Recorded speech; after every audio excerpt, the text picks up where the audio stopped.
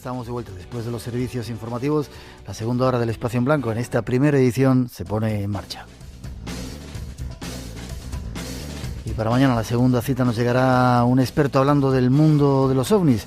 Las últimas investigaciones, los últimos casos para aquellos que dicen que no estábamos siendo visitados por esas extrañas luces. Preparaos, mañana ya veréis la cantidad de casos y para toda esa gente que nos pedía que habláramos de ello. Recordaos que el chat, ese chat del Espacio en Blanco, que se accede entrando a través de la página de nuestro programa www.espacioenblanco.es, buscáis lo del chat, ese es el punto de encuentro.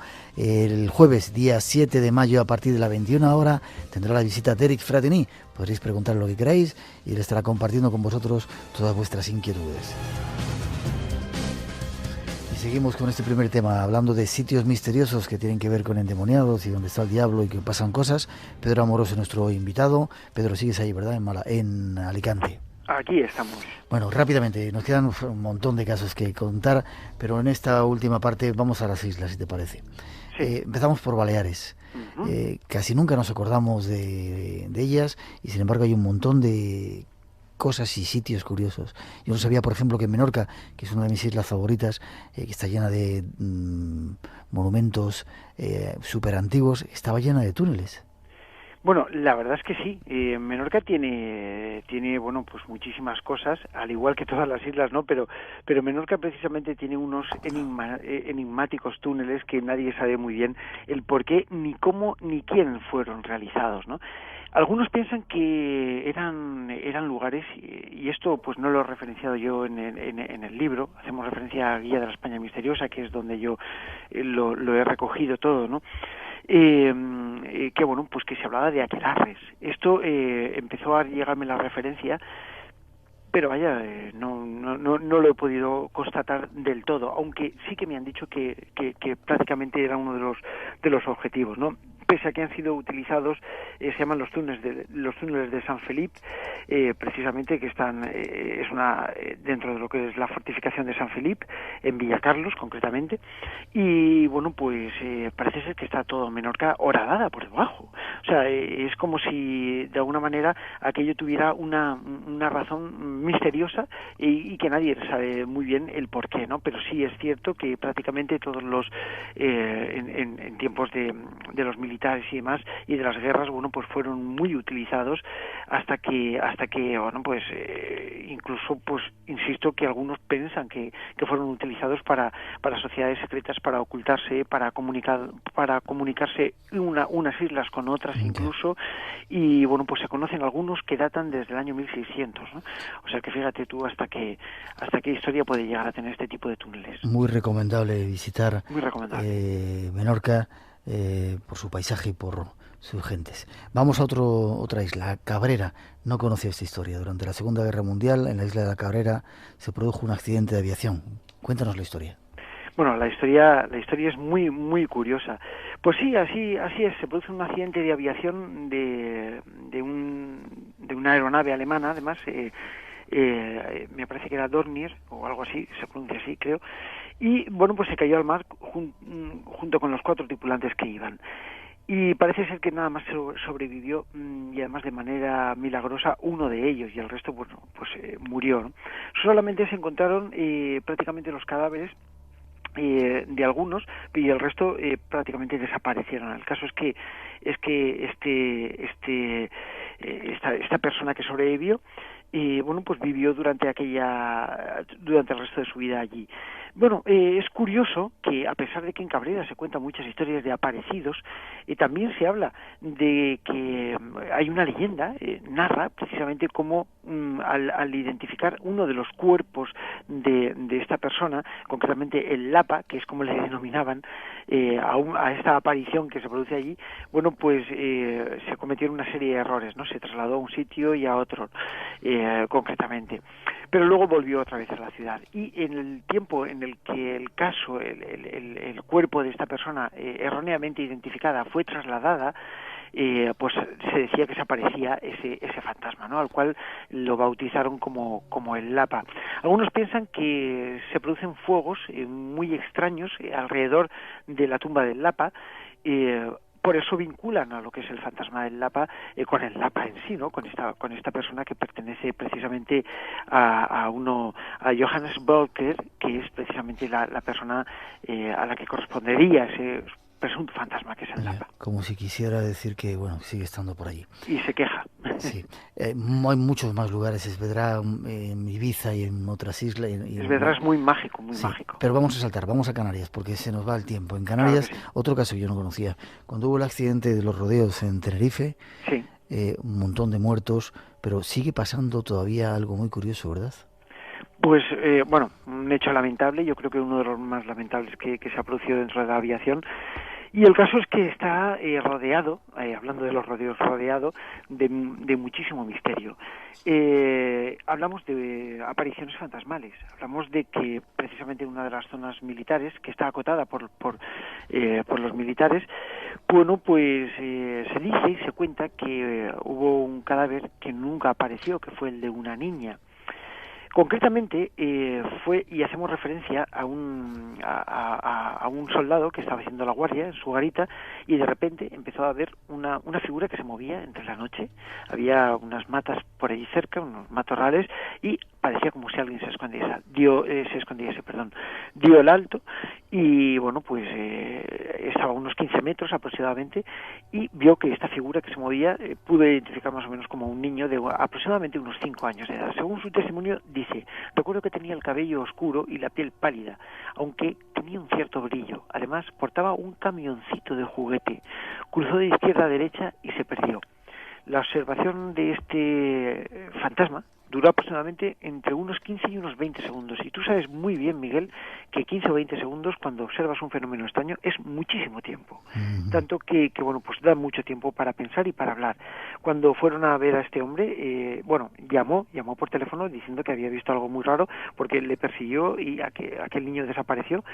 Revisaron toda la zona, no encontraron nada, y al que sí encontraron fue al soldado presa de un ataque de nervios, arrodillado en el suelo, y no podía prácticamente ni hablar. Esto fue reconocido delante de un tribunal médico, y este soldado además fue dado de baja, lógicamente, por una presión psicológica importantísima. Poco después se vio el fantasma, el supuesto fantasma, por supuesto, de una niña que gritaba, y se manifestaba por allí, por la zona, ¿no? Algunos piensan, y sobre todo los testigos presenciales, que también fueron varios, que pues se trataba de la imagen muy coincidente con la niña que había desaparecido y que se daba por pérdida del accidente de los rodeos, ¿no? También un caso impresionante. Cierto. Y en Canarias hay muchos otros lugares: Candelaria, las pirámides de Güímar, el barranco de Bajós, del cual ya hemos hablado aquí, Cañadas del Teide y otros muchos. Vamos a terminar, 5 minutos nos quedan, con ese lugar que a mí me llama muchísimo la atención, una iglesia católica, o Corpiño, en La Coruña, donde ¿qué ocurre? Ahora mismo está ocurriendo incluso. Bueno, pues sí, es verdad. Yo creo que también es uno de los lugares, igual que Balma. Lo que pasa es que Balma es más antiguo, este es mucho más actual. Podríamos bautizarlo como el santuario de los endemoniados de Ocorpiño, y es verdad, como se cuenta una historia en la que incluso el propio sacerdote de este santuario pues afirma que son muchísimas las personas que acuden a aquel lugar para que se les expulsen los demonios del cuerpo. Y el caso es que lo hace. Hay muchísimas personas diariamente que van para allá supuestamente endemoniadas, y se les saca el diablo.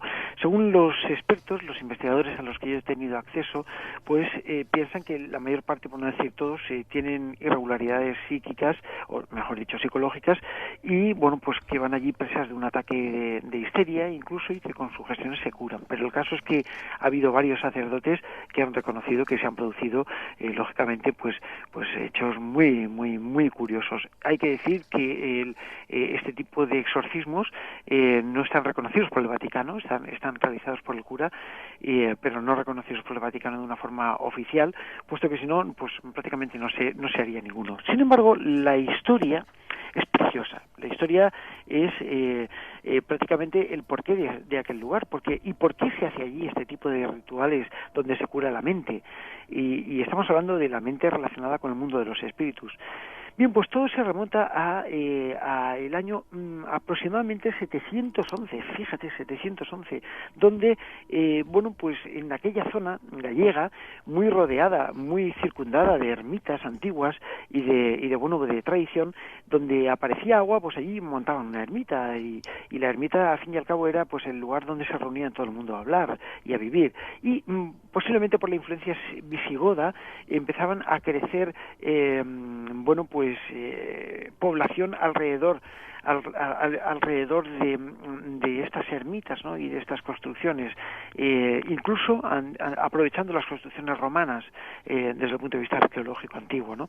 Bien, pues parece ser que en el momento en el que empiezan a entrar los árabes en España, los musulmanes en España, y empiezan a producir la conquista, bueno, pues todas las personas, o muchas de las personas de algunas de las aldeas gallegas, empiezan a emigrar y se quedan deshabitadas, y solamente los ermitaños, que de ahí viene la palabra precisamente, de aquellos moradores de las ermitas, aquellos que cuidaban, vivían para cuidar la ermita y aquellas figuras.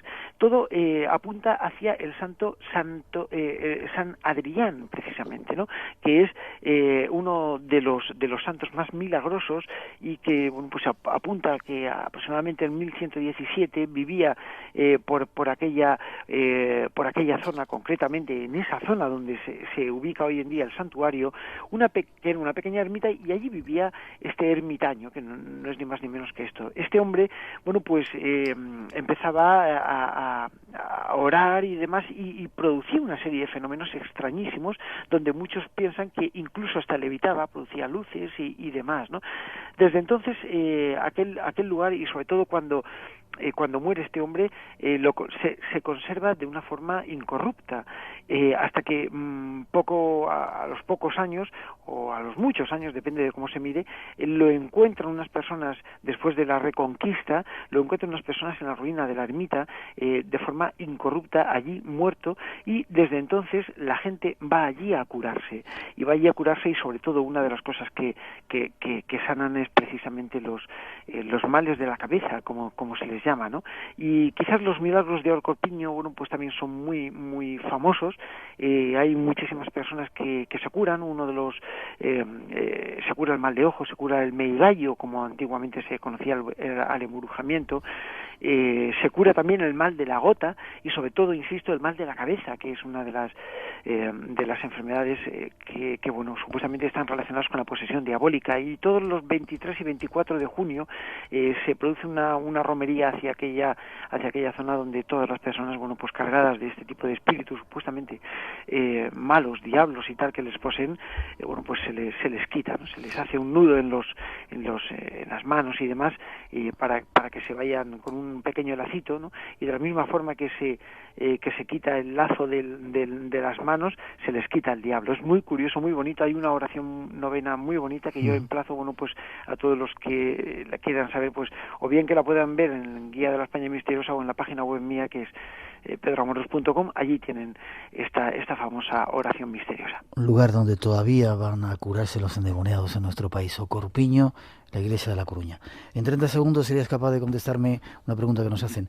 Dice que hables de la archinombrada y supuesta psicofonía del infierno de Germán de Argumosa, y esos 10 minutos que nadie ha oído, dice que él sepa si los hemos escuchado. ¿Pero esa psicofonía hablaba del infierno o lo dejamos para otro momento? Bueno, antecede estos 30 segundos, aunque lo dejaremos para otro momento, porque es un tema interesantísimo. Pero bueno, decir que efectivamente esta psicofonía es muy famosa, pero yo solamente he tenido oportunidad de escuchar un trocito, que es el trocito que creo que todo el mundo ha escuchado. Yo la he escuchado entera. Y bueno, pues lamentablemente yo no la he podido escuchar. Sí que es verdad que es impresionante. Es impresionante. Y bueno, pues podríamos dejarlo ahí como punto y seguido, y algún día hablar de ella. Hablamos de ella. Nos pasan una nota que dice que O Corpiño no está en La Coruña. Ya me pasa otra vez que hablamos diciendo que muchos libros ponen La Coruña, sino que está en Pontevedra. En Pontevedra, sí. ¿Está en Pontevedra? Sí, o sea que era fallo mío. Vale, perdón, fallo mío. Aunque muchos libros pone que Corpiño está en La Coruña. De cualquier forma iremos a verlo, es un lugar que hemos visitado y que seguiremos. Pedro, en un momento te saludo. Con este sonido de ese mar cercano que tienes en Alicante, te doy las gracias por haber estado hoy con nosotros. Si quieren conectar contigo, vuelvo a dar ese contacto de la página web. Claro, www.pedroamoros.com. Gracias por este viaje que hemos hecho por algunos lugares misteriosos de este país. Gracias por el trabajo que has hecho. Enhorabuena por el libro y te emplazo para seguir hablando de todo ello, ¿vale? Gracias a ti, Miguel, gracias al equipo y desde luego gracias a los oyentes por haberme aguantado tanto tiempo, y yo voy a beber agua, que me la he ganado. Venga, un abrazote fuerte, descansas, saludos, besos a la familia, nos vemos prontito. Gracias. Vamos con noticias. Llega un personaje que muchos nos preguntáis por él, va a la zona de Cataluña, os dejamos con ello y luego OPARS, objetos fuera del tiempo, en nuestro siguiente tema aquí en ese espacio en blanco de hoy. Acerca de esta visita. Buenas noches, Noemí. Hola, buenas noches. ¿Cómo Miguel. estás? ¿Cómo estás? Muy bien, ¿y tú? Bien, aquí organizando ya la avenida de Marilyn. Bien, ¿desde cuándo la conoces? Yo desde hace varios años, desde hace 6 años más o menos. Vaya personaje, ¿eh? Y somos amigas, muy amigas. Ya. Es un personaje. Vaya personaje. Es maravillosa. Nos quería llevar este año a Canadá a esas conferencias que organiza. Sí. Nos estaba invitando. Sí, a mí voy a hacer una exposición, una conferencia. Me ha invitado a exponer mi trabajo, así que estoy súper contenta. Qué bien, qué bien. Muchos oyentes nos preguntan si va a regresar. Viene de nuevo Marilyn Rosner, ¿verdad? Sí, viene del 13 al 19 de mayo, estará en Barcelona. 13 al 19 de mayo, es decir, ya nada, dentro de 2 semanas. Sí, ya mismo. Entonces, y el día 16 hará 2 seminarios, que es sábado, uno por la mañana y otro por la tarde. ¿Seminarios sobre qué? Bueno, ella los ha elegido a los temas, sobre todo el de la tarde. Influencias de vidas pasadas en nuestra vida actual, y el de la tarde es cómo prepararnos para el 2012. Ya. Y además me lo ha pedido ella especialmente que ponga ese tema. Ya, curioso. A ver si tenemos oportunidad de hablar con ella, a ver cuál es su opinión acerca de ese 2012. Claro, yo me imagino que tendrá mensajes, que habrá recibido mensajes, porque está muy interesada en esto. Mensajes de esos espíritus que ella ve que se le aparecen. De Daisy, su espíritu se llama Daisy. ¿Daisy? Sí, Daisy, como Margarita en inglés. Sí. Eso no nos lo había contado. Ah, ¿no? No. Sí, pues ella tiene desde niña su espíritu, aquel espíritu con el que ella contacta, se llama Daisy, se lo ha manifestado. Bueno, se lo habría ya manifestado hace muchos años. Ya. Claro. Qué coqueta que es, ¿eh? El otro día es cuando como estuvo, una muñequita. Sí, cuando estuvo el otro día aquí en el programa con nosotros, bueno, terminamos el programa, le hicieron unas cuantas fotos, estaba todo muy puesta, ya se había puesto el poncho que llevaba y le pedí yo que se hiciera una foto conmigo, otra vez se quitó el poncho, se peinó, se puso como una niña coqueta. Pequeñita. Y es que va siempre tan arregladita, todos sus zapatitos, sus uñas, todo precioso. Sí. Pero además es un ser fuera de lo común, fascinante, digno ciertamente. De conocer y de tratar. Para toda la gente que no lo sabe todavía, Marilyn Rosner es esa medium que es capaz de comunicarse con los espíritus. Desde hace un montón de años lleva comunicándose con ellos, ha venido varias veces a España, a través de ella familiares. Recuerdo que hemos hecho varios programas con ella en Canarias y en algunos otros sitios, y de repente monta un cirio porque ve la gente que acompaña, los espíritus que acompañan a los mortales, y monta un cirio tremendo. Va a venir a dar 2 seminarios y hay una serie de consultas en Barcelona del 13 al 19 de mayo. Noemí, teléfono de contacto para la gente interesada. Bueno, teléfono de contacto 618 56 0434. Vuelvo a repetirlo lentamente, atentos la gente de Barcelona y la gente que quiera viajar hasta allí, zona de Cataluña, para ver a Marilyn Rosner. 618 56 0434. ¿Y una página web o algún otro? Sí, pueden consultar en mi página web, que es www.noemirosas.com. Sin acento ni nada. Sin acento ni nada, noemirosas.com. Perfecto, Noemí, un placer. Espero verte. Ojalá podamos comunicar con Marilyn esos días que esté ahí, para que nos cuente esos datos del 2012 y darle un beso de nuestra parte, que la queremos. Muchísimas gracias, Miguel. Nos vemos pronto. Un abrazo, hasta pronto. Hasta. Espacio en Blanco. Tu cita con lo desconocido. En Radio Nacional de España. Con Miguel Blanco.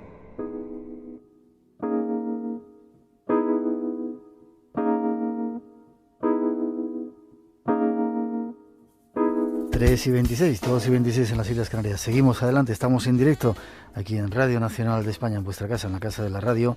Este es el Espacio en Blanco. Ojalá estéis disfrutando del programa y del puente, si lo habéis tomado y seguimos adelante. Hay gente que piensa que hay muchos objetos en el mundo que prueban que no hemos estado solos, que ha habido otra gente que ha vivido antes que nosotros. Son los llamados OPARs, uno de los temas fascinantes que vamos a tratar a partir de ahora. Nuestro teléfono sigue abierto por si queréis intervenir en ese concurso que tenemos, 900-137-137. 5 libros tenemos esta noche.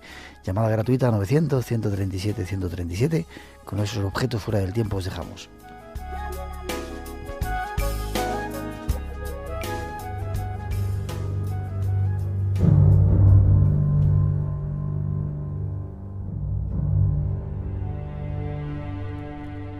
La palabra OPARS viene de las iniciales en inglés de una frase que significa objetos encontrados donde no deberían estar, donde es imposible que estén, pero están.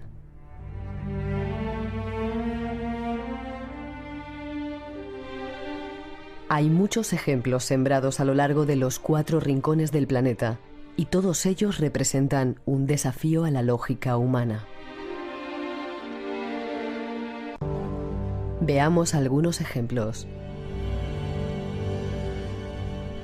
La famosa pila de Bagdad, conservada hasta la guerra de Irak en el museo de dicha ciudad, es un pequeño generador eléctrico formado por un recipiente de barro y una varilla metálica.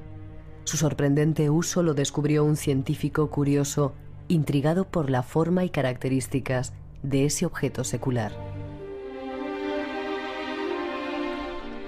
Otro ejemplo podrían ser los famosos mapas de Piri Reis. El mapa de Piri Reis perteneció a un marino turco del siglo XV, anterior al descubrimiento de América y muy anterior al momento en que al fin se trazó el primer mapa fiable del continente. Lo extraño de este curioso mapa es que refleja la costa sudamericana, pero además parte de la Antártida, y este último continente fue descubierto siglos después.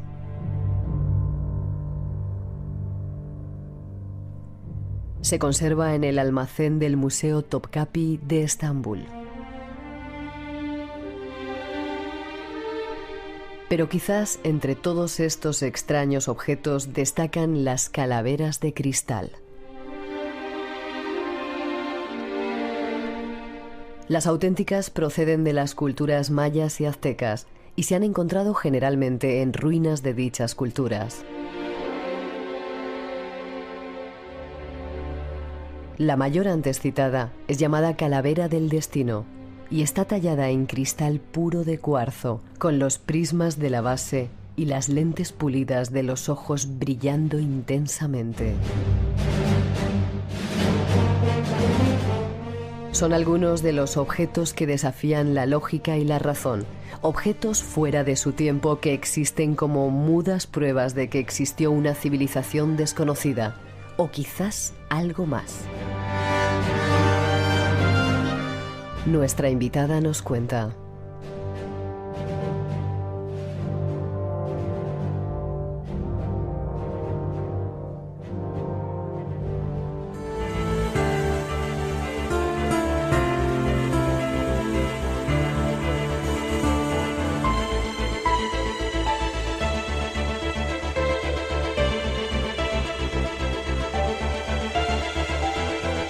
Y vamos con un nuevo tema. Mucha gente nos ha escrito un montón de comunicaciones y de llamadas que querían que tratáramos este asunto que esta noche vamos a abordar. Se trata de los OPARS, los objetos fuera del tiempo. Habrán escuchado esa presentación y nos vamos hasta el País Vasco para hablar con Cristina Torre, que escribió un libro sobre ello. Buenas noches, Cristina. Buenas noches. ¿Estás en Guipúzcoa? No, en Bilbao. Bilbao, siempre me confundo. Sí. Estás en Bilbao. Sí. ¿Por qué te interesaste tú? Bueno, antes de nada, bienvenida al programa. Gracias por estar con nosotros, por estar a estas horas. ¿Por qué te interesaste tú por los OPARs? Bueno, pues por lo mismo que todo el mundo, porque hay muchísimos objetos que no encajan, que nadie sabe dónde colocarlos, ni por qué, ni cómo se hicieron, ni para qué sirven, ni cómo se transportaron. Y entonces, pues un poco por afición, para investigar un poco cómo se hacían, cómo todo esto se llevaba a cabo, y al final, pues mira, salió el libro. Es curioso, llama mucho la atención, ¿verdad? que se hayan encontrado tantos en tantos sitios diferentes y que sean tan llamativos, ¿verdad? Claro, si es que hay una lista de más de 4.000 objetos. ¿4.000? Sí, bueno, vamos a ver, bueno, OPAR, todo el mundo sabe lo que es, ¿no? Es un acrónimo de Out of Place Artifact, que es una expresión que hace referencia a objetos que están fuera de lugar, a objetos que están fuera del contexto histórico al que pertenecen y que o donde fueron localizados, porque sus características pues no se corresponden con esta época, es decir, que no encajan dentro de la datación que se ha dado, porque presentan una tecnología mucho más avanzada que el resto de objetos de la misma época. Incluso hay algunos que son avanzados hasta para esta época, que luego ya podremos ir viendo. Son objetos pues cuya realización era imposible, por lo que en sí mismos pues es una contradicción y no deberían existir, y aún así se conocen más de 4.000 que están descontextualizados y que lo que tienen en común todos ellos es que no es que no tengan explicación, es que son reales, es que están localizados, están documentados, están investigados y que cualquiera puede ver si lo desea. O sea, que no responden a que tú hagas caso a que una persona te cuente que existen, no, que los puedes ir a ver yo que sé, al Museo Arqueológico de Atenas, a ver la máquina antiquitera, que puedes ir a ver a Estambul el mapa de Piri Reis, bueno, que existen. El que más te llamó la atención a ti cuando empezaste a estudiar todo este asunto, ¿cuál ha sido? ¿Hay uno que sobresalga sobre los demás? Para mí es el mapa de Piri Reis. ¿Mapa de Piri Reis? Sí, para mí sí. Bueno, no sé si se pudiera... bueno, lo curioso es que están en todas las partes del mundo, ¿verdad? Sí. Y que algunos son antiquísimos, tienen cientos de miles de años. Sí, pues por ejemplo, pues la huella encontrada en Utah, en Estados Unidos. Atentos, espera, a nuestros oyentes, por si no conocen el tema, atentos porque esto sí que es súper increíble. Una huella encontrada en la piedra fosilizada. Sí, cuyas que se encontró en 1968 y las marcas indicaban que pertenecía a un pie calzado, o sea, calzado, y además con un trilobite fosilizado en el talón, lo que indicaba que podría la huella haber pertenecido al periodo cámbrico y tener, por tanto, pues 500 millones de años. Una piedra con una huella de un tipo que iba con botas. Sí. De 500 millones de años. ¿Y eso cómo se come? Pues no sé, pero como esas hay más. O sea, no es eso lo único que se ha encontrado de tantos millones de años de momentos en que todavía el hombre no había pisado la Tierra. Por ejemplo, si te quieres voy diciendo algo. Espera, hacemos una mínima pausa porque se vayan preparando. Este es el tema que vamos a tocar, algo que nos habían pedido un montón de oyentes y que esta noche nos va a sorprender aquí en el Espacio en Blanco. Espacio en Blanco. Una puerta abierta hacia otros mundos. En Radio Nacional de España, con Miguel Blanco. Pues vamos, Cristina, si te parece. ¿De cuál nos ibas a hablar? Porque yo tengo aquí una lista, no tengo 4.000, pero tengo unas cuantas para estar 3 horas, no, 4 contigo. Pues mira, por ejemplo, algo también de muchísimos años, el martillo fosilizado, el martillo de Texas. Pues es un martillo que es con un mango de madera, la cabeza de hierro, incrustada en una roca, que se ha datado en más de 140 millones de años. Qué curioso. Sí. Se sabe porque la madera se ha petrificado, ¿verdad? Exacto. La madera, de hecho, por la parte externa se ha fosilizado de una forma cristalina, o sea, lo que supone que tuvo que estar dentro de un río durante muchísimo tiempo, claro, y por la parte interna está carbonizada. Lo que indica que tuvo lugar en el martillo 2 procesos contradictorios que no se pudieron dar al mismo tiempo. Ya. Por lo tanto, pues eso, que los millones de años están, bueno, fíjate. 140 millones de años cuando se dice que los primeros homínidos no surgieron en el planeta hasta hace 7 millones de años. Y las herramientas, las primeras, se empezaron a usar hace 2 millones de años. ¿Cómo se explica esto? Pues mira, eso es que no tiene explicación todavía. Más cosas. Por ejemplo, cosas también así de millones de años que llaman mucho la atención. Las 2 esferas que se encontraron, una en Sudáfrica y otra la esfera negra de Ucrania. La esfera de Sudáfrica es una esfera muy chiquitina encontrada en el interior de una mina en un estrato geológico correspondiente a hace 2.800 millones de años. ¿2.800 millones de años? Sí. Lo curioso de la esfera es que la circundan 3 líneas tan perfectas, tan precisas, que se ha hablado incluso de que estos surcos se tuvieron que hacer en una situación de ingravidez. ¿Sí? Eso con la esfera de Sudáfrica. Espera, ¿y es una esfera de qué material? Pues no sé, el metal de un metal, no sé qué metal es, la verdad. Ya, ¿una esfera perfecta? Perfecta. Lo que llama la atención son los 3 surcos que la circundan. Luego está la esfera negra de Ucrania. La esfera negra de Ucrania se encontró en un estrato geológico de más de 10 millones de años. Es una esfera de un poco más de medio kilo y tras analizarla se descubrió que su núcleo tiene una densidad menor de 0. Es decir, que estaría formado por antimateria o masa negativa. Bueno, la antimateria, como todo el mundo sabe, es lo contrario de la materia, por lo que si ambas entran en contacto, pues se podrían aniquilar, podrían producir una explosión de energía. Entonces, de esto se deduce que es la esfera incluso es más avanzada tecnológicamente que lo que podría imaginarse incluso para estos tiempos, ¿no? El problema es que no se puede saber con certeza si dentro de la esfera hay masa negativa o hay antimateria, porque para ello habría que perforarla, y nadie se ha atrevido a hacer por temor a las consecuencias, a que se produzca radiación electromagnética o surgimiento de otras partículas, o luego no se atreven. Ya, ¿y dónde está? ¿En Ucrania? ¿En algún museo en Ucrania? Sí. Curioso.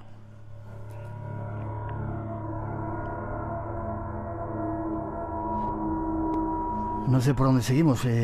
La máquina antiquitera, por ejemplo. Pues por ejemplo. El mecanismo antiquitera. Sí. Se descubrió en los restos de un naufragio en una isla griega, en Antiquitera, entre Citera y Creta. ¿Y cómo es? Bueno, pues de hecho es una de las que está en el Museo Arqueológico de Atenas, se puede ver, está allí en una vitrina, es muy pequeñita y es sin duda el más investigado de los OPARs. Está compuesto por 2 partes.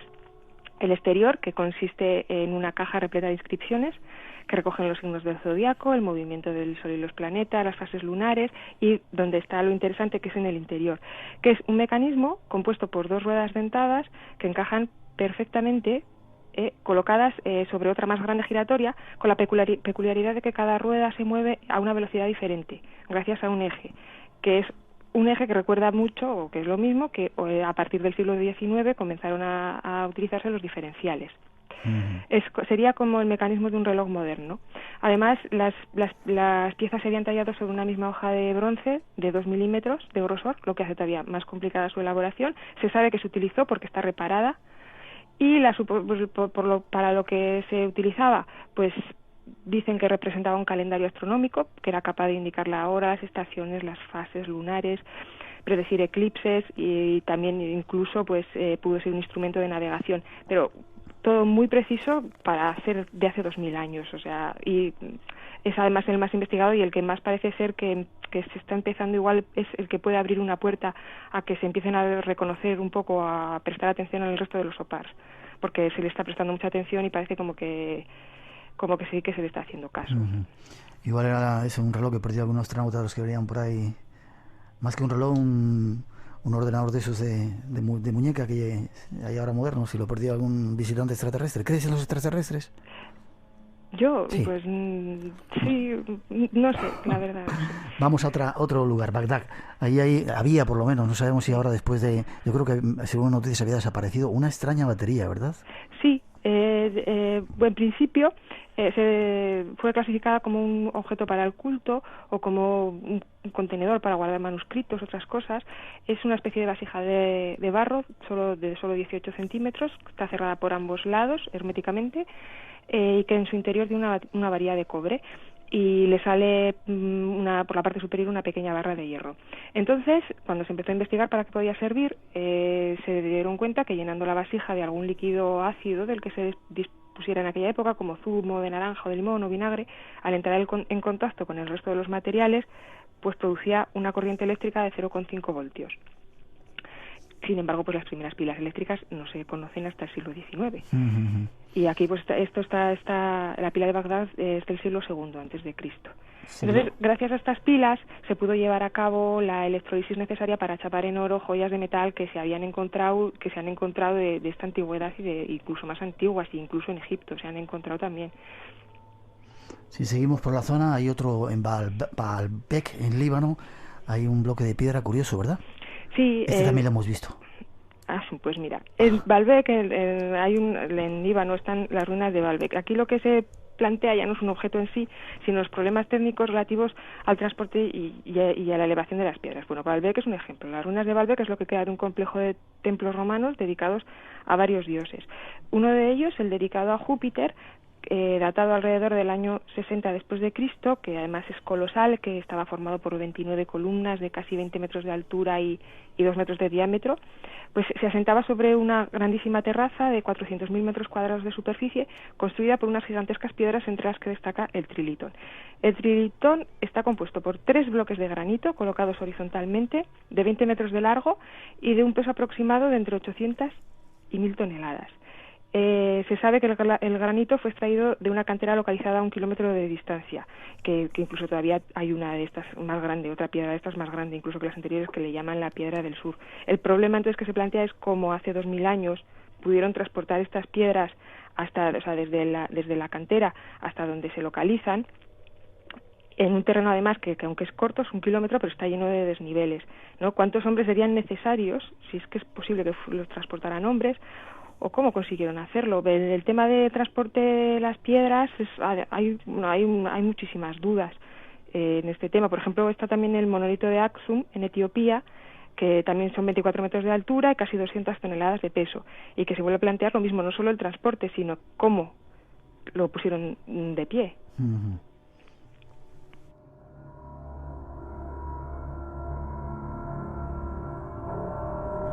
Luego, Cristina, hablaremos de más piedras, pero nos iremos a la Gran Pirámide. Mapas. Hay mapas curiosos a lo largo de todo el mundo que reflejaban territorios que no se habían explorado todavía, ¿verdad? Sí, como el mapa de Piri Reis, que es el más famoso, aunque hay más.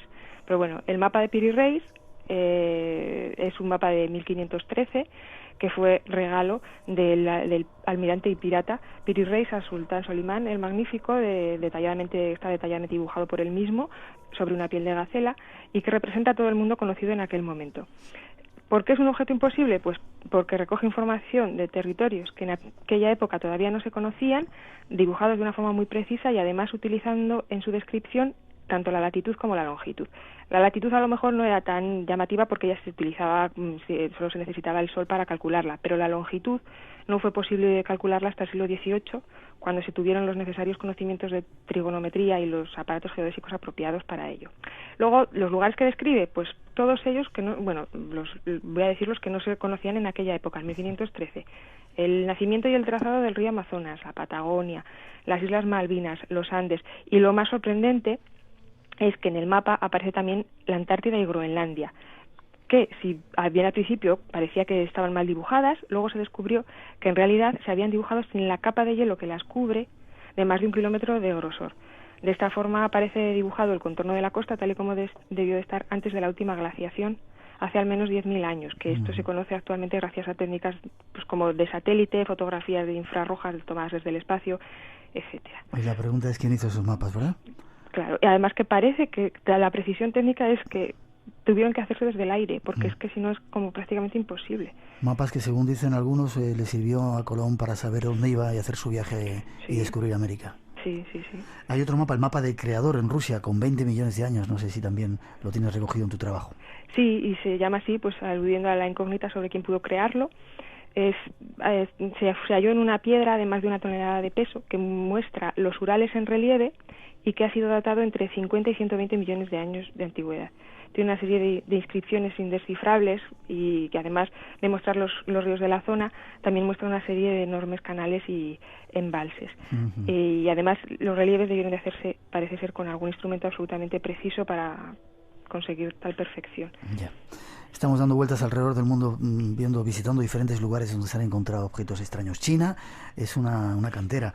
Tengo aquí un dato, la radio china de Galena, una radio que se descubrió de hace 2.500 años y era una radio de Galena. Pues ese dato no le conocía. Y otras lámparas y bueno, como si fueran tubos fluorescentes también de 2.000 y pico años allí en China.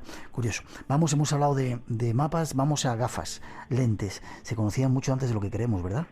Sí, también las lentes. Y además es que las lentes podrían explicar la perfección técnica de la Gran Pirámide, pero aún así pues no se reconocen tampoco, no se les da tampoco demasiada, no se pone del interés en ellas. Por ejemplo, hay muchísimas descubiertas en Egipto. Lo que pasa es que lo que dice la egiptología oficial es que se utilizaban para decorar y dar realismo a los ojos de las estatuas. ¿Las lentes? Sí. Claro, parece extraño que costaba mucho trabajo el pulirlas y el desbastado de la lente, son lentes de cristal de roca, como para que solamente fueran de adorno. Hay lentes de cristal convexas, ya digo, perfectamente pulidas, que podían suponer unos rudimentarios conocimientos de óptica. La más famosa es la lente de Layard, datada en el siglo VII a.C., que está rodeada de una serie de ranuras que suponen que pudo incluso tener una montura, y lo más sorprendente es que puede corregir el astigmatismo de una persona en concreto, que se adapta a un ojo concreto, ¿no? Algo que no se desarrollaría hasta el siglo XIX. Entonces, pues hay más de 400 lentes encontradas, pero no se acepta, de todas formas, no se reconoce una tecnología óptica. Más de 400 allí en Egipto. Saltamos, vamos a Sudamérica. Las figuras de Acámbaro, en Guanajuato, México, sí, hablan de pinturas de dinosaurios. Y hay otras piedras que aquí conocemos y hemos hablado muchas veces, las piedras de Ica, que también, según tú, son un objeto fuera del tiempo, ¿verdad? Sí, más que nada por lo que tienen inscrito en ellas. Lo demás, las piedras de Ica, con una supuesta datación mínima de 10 millones de años, son muy controvertidas, y es de los OPAs más controvertidos que hay, ¿no? Mucha gente dice que son copias, sí, sí. Que es un fraude directamente. Tenías que verlas en el museo, ¿sabes?, de Ica. Yo creo que todas no son fraude, de hecho es la opinión que tienen muchos de los investigadores más serios. Evidentemente una parte de ellas, y los inditos empezaron a copiarlas, pero hay unas cuantas que son increíbles, tenías que verlas allí en Perú. Sí, de hecho se han encontrado en enterramientos precolombinos auténticas piedras. Lo que pasa es que las auténticas, a lo mejor las imágenes que representan no es una tecnología tan avanzada como otras. Lo curioso de estas piedras, que quiero que nos cuentes, es que muestran una civilización que vivió con los dinosaurios y que tenían una tecnología súper avanzada, hacían cirugía muy precisa. Y que incluso muchas veces conforman series de conocimiento imposible, ¿no? Pues series sobre astronomía, sobre medicina, sobre geografía, todo lo que tú dices, operaciones, que convivencia con dinosaurios también.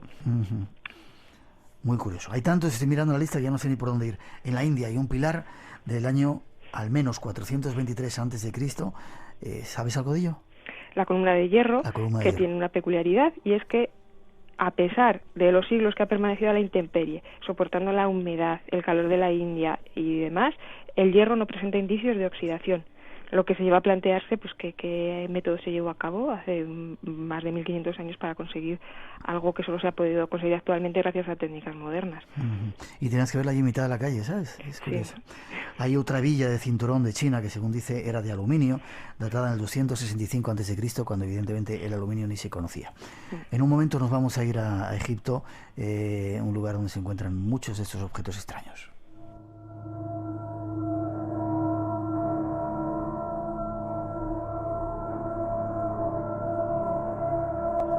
Pero antes de Egipto hay otro tema que a mí me fascina y es un objeto que a mí me llama mucho la atención, las famosas calaveras de cristal. Sí. ¿Dónde se han encontrado? Bueno, las calaveras, la calavera de cristal de cuarzo, la más famosa de todas, es la calavera del destino, que es la que encontró Michel Hedges bajo las ruinas de un altar maya en las Honduras británicas, en el actual Belice, en los restos de una ciudad que llamó Lubantum. Es una calavera hecha con una sola pieza de cristal de cuarzo que no tiene marcas de tallado. El cuarzo es un mineral muy duro, de tal forma que con cualquier cosa con la que se le trabajase tendría que haber dejado alguna marca. Bueno, pues no tiene ninguna marca. Presenta un pulido perfecto que se desconoce cómo pudo haberse hecho. Es de tamaño además natural, la parte inferior es móvil, encaja perfectamente con la superior, y una cosa muy curiosa es que ha sido tallada contra el eje natural de la veta del cristal, lo que supone que se tendría que haber roto. O sea, se rompería hoy en día si se hiciera con láser, que es lo más moderno. Bueno, pues no es nada, no se rompió. Además, el cristal de cuarzo con el que está hecha la calavera procede de Brasil, también a cientos de kilómetros de las Honduras británicas, donde se encontró. Y es muy curioso que, bueno, en total hay 12 calaveras. Bueno, pues la leyenda maya dice que en el momento en que 13 calaveras de cristal se junten, los secretos de los mayas serán revelados a los hombres. Con que habrá que esperar. ¿Se han encontrado cuántas? 12. ¿Falta una? Sí. A ver si se encuentra.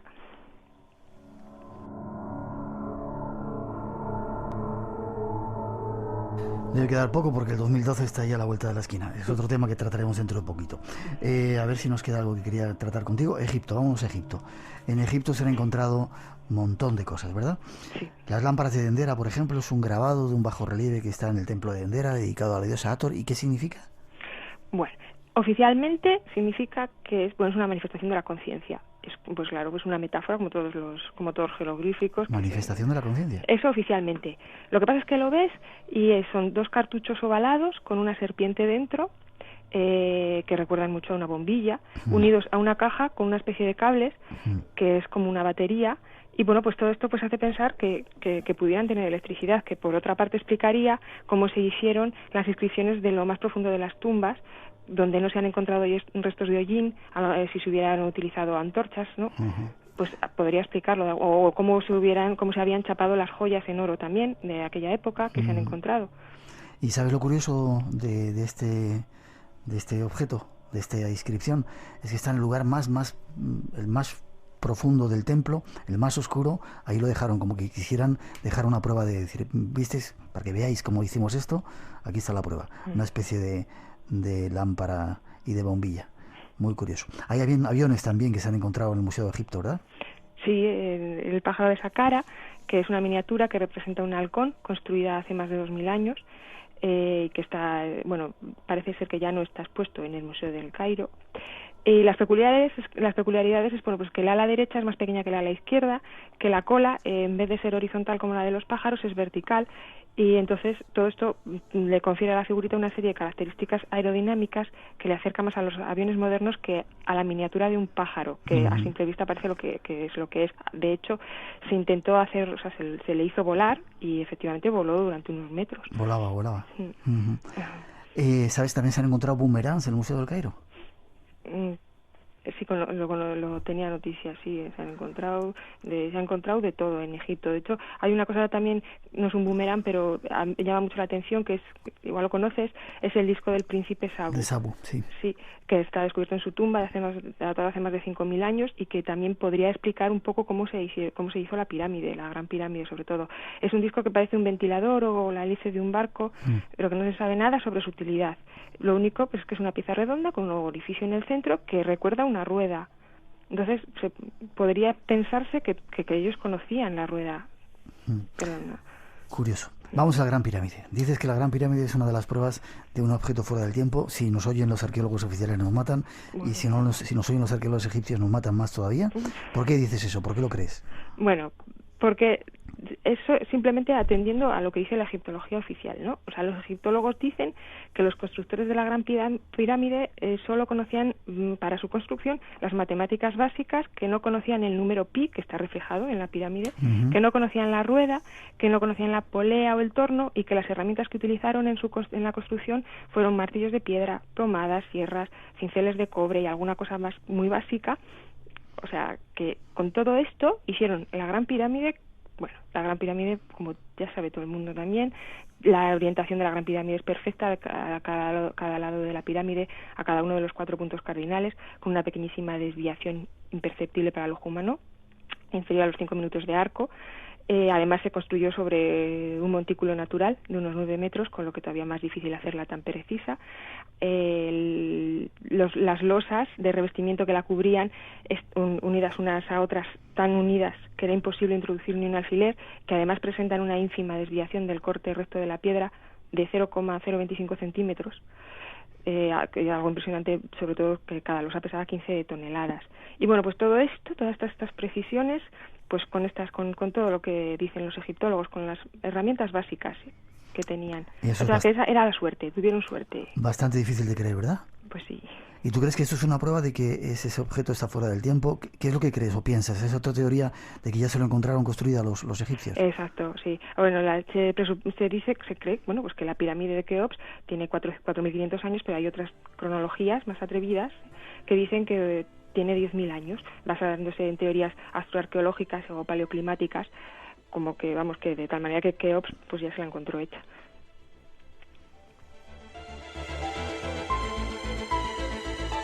A toda prisa hemos hecho un viaje con Cristina Torre alrededor del mundo viendo objetos imposibles. ¿Alguno que se os haya quedado, Cristina? Pues no. Explicación. ¿Tú crees que hubo una civilización o varias civilizaciones antes que las conocidas y han quedado ahí algunos pequeños restos de ellas, extraterrestres, la Atlántida, no sé. Sí, quizás esa sería la explicación. Puede ser que la Atlántida, o que bueno, se proclama que los OPARS prueban la existencia de civilizaciones desarrolladas y desaparecidas, como pues la existencia de la Atlántida, que cuando les avisaron de que se iba a destruir, según cuentan los diálogos de Platón, pues cogieron y se fueron a diferentes puntos del planeta y fueron dejando restos. Yo sé que podía ser una explicación. Cristina, gracias. Gracias por habernos avanzado este tema que nos habían pedido un montón de oyentes. Espero verte prontito. Nos vamos de viaje a ver alguno de esas por ahí por el mundo, ¿vale? Muy bien, gracias. Un beso grande, Cristina. Un beso. Hasta ahora.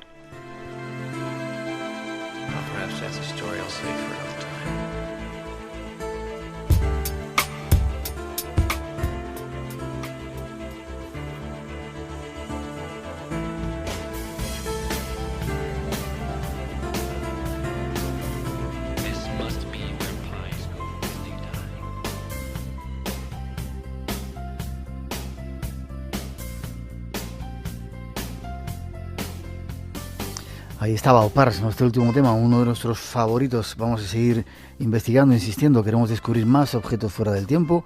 Muchos otros también nos interesa, así que aquí estará en el espacio en blanco. Por hoy nos vamos. Teníamos un concurso, 5 son los ganadores. Estos son, atentos, José Antonio Serri de Valencia, María Mercedes Fraderas de Barcelona, Jacinto del Pino de Barcelona también, África García de Tenerife y Amalia Patiño de Granada. Enhorabuena, tendréis en vuestra casa. Nos pondremos en contacto con vosotros y os enviaremos este libro que estábamos sorteando hoy. Gracias a todos por llamarnos. Habrá más concursos, así que seguir insistiendo si queréis. Espacio en Blanco, en Radio Nacional de España, con Miguel Blanco. Volvemos después de las noticias, de esa información. Regresamos aquí a Murcia, ese teatro circo, este lugar encantador, compartiendo con un montón de personas que han llegado desde diferentes partes de España esta edición especial del programa. Una hora nos queda todavía con un montón de invitados. 633-448816 es nuestro número de WhatsApp. Saludos a todos los que nos escucháis desde fuera de nuestras fronteras y a esa inmensa legión de personas que nos descargan en el podcast. Gracias por hacerlo, por hacer que seamos, dicen, uno de los programas más descargados de la radio.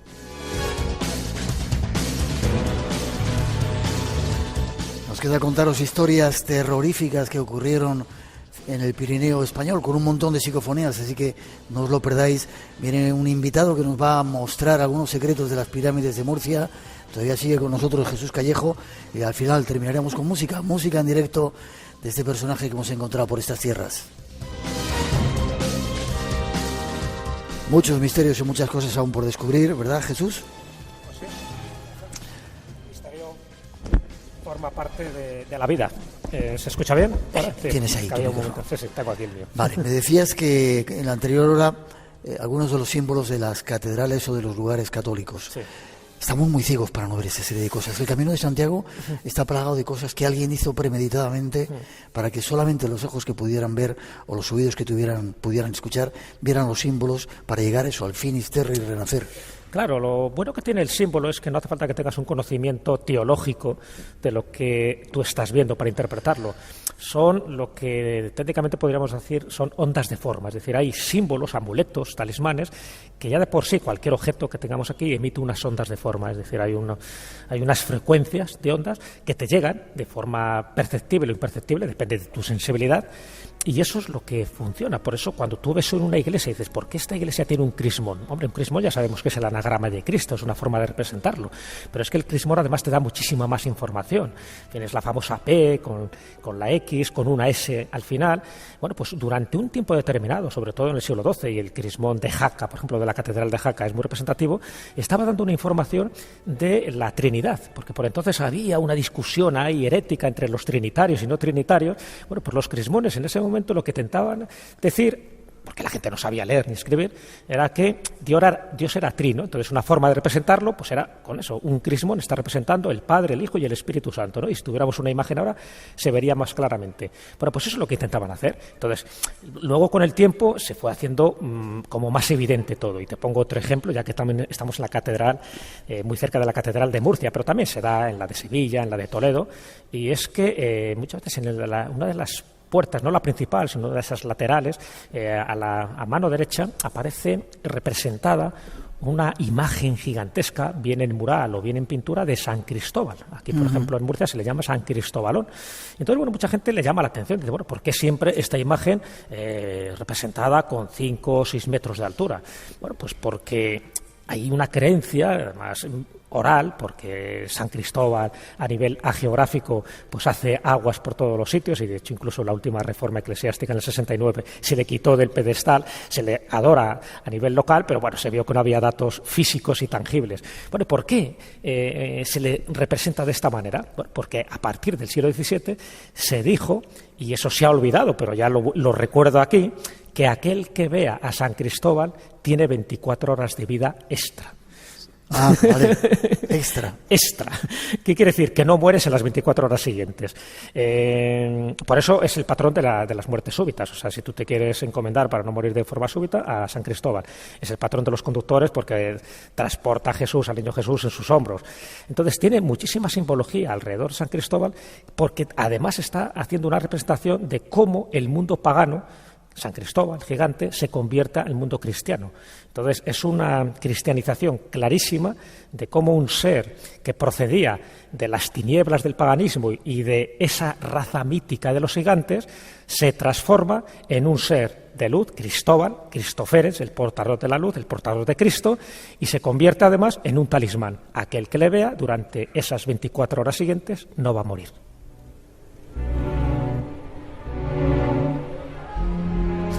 Te meto prisa, sé que es difícil hacerlo contigo, pido perdón a los oyentes que a veces se me enfadan, budistas o hinduistas, ¿tienen también sus símbolos? Todos tienen su símbolo, el budismo muchísimo también, ¿no? Porque más que una religión, como sabes, es más una filosofía de vida, ¿no? También algo pasa con el hinduismo, a pesar de que el hinduismo está lleno de dioses y sin embargo el budismo no tiene dioses, ni siquiera por muchas veces. Dios es Buda, no, Buda no tiene nada que ver con Dios. Buda es el iluminado, el que ha despertado, el que se ha dado cuenta por fin en el mundo que estamos. Y dentro del budismo es verdad que hay muchos símbolos, ¿no? Está la famosa rueda, que es el samsara, ¿no? Las ruedas de las reencarnaciones, pero en el fondo el devenir de un ser humano, incluso de la humanidad en general, y tiene ese dharma, que es esa doctrina, en la que tú tienes que seguir una serie de principios, y está muy lleno de símbolos. Hay uno, por ejemplo, que es muy común pues al budismo, al taoísmo, al hinduismo, que es el Om. Es un símbolo muy concreto, que incluso hay gente que lo lleva como una especie de amuleto, y el Om, que es la sílaba sagrada, que es, tal como dice la cosmogonía hindú, es la que crea, la palabra que crea el universo, porque ya sabes lo que dice San Juan también, el principio fue el verbo, el principio fue la palabra, no lo olvidemos. O sea, lo que crea al final es la palabra, pero no cualquier palabra, es la palabra sagrada. Bueno, pues el Om, que también sirve de inicio a muchos de los mantras, como el Om Mani Padme Hum y muchísimos más, esa letra representada, visual, está marcando también otro tipo de energía que a través de esas ondas de forma que te decía, te está llegando una información, pero también te está llegando una bendición. Entonces, si tú además de pensarlo, acuérdate que la energía sigue al pensamiento, además lo escribes y además lo verbalizas, en este caso el mantra sagrado del Om, pues evidentemente entras en un estado alterado de conciencia. De ahí que cuando se pronuncia por un grupo el Om, automáticamente tu vibración se eleva. Bueno, pues eso forma parte del manejo de las energías. Seas consciente o no seas consciente, cuando entras en un templo sagrado, a través de los símbolos, de la orientación que tienen. Antes te hablaba de las iglesias cristianas y románicas que tienen una orientación de este a oeste, pero si tú vas a una mezquita, sabes perfectamente que está orientada a la Meca, Arabia Saudí, pero si vas a una sinagoga, está orientada a Jerusalén. Entonces, todo ese tipo de elementos sagrados, tanto de la geometría como de la geografía, es decir, todo eso nos está dando una información de primer orden que si además somos conscientes de todo eso, evidentemente cualquier templo, sea sinagoga, sea una pagoda, sea una estupa, sea una catedral, son esas herramientas de construcción del ser, es decir, de la trascendencia de uno mismo para poder llegar a la divinidad, porque en el fondo son elementos pétreos que el propio templo ya es un mandala, el propio templo en sí, es decir, el continente ya de por sí es un gran talismán. Si además entras, verás que en el contenido están también los elementos necesarios para que se produzca esa trascendencia, esa transformación, ese proceso alquímico.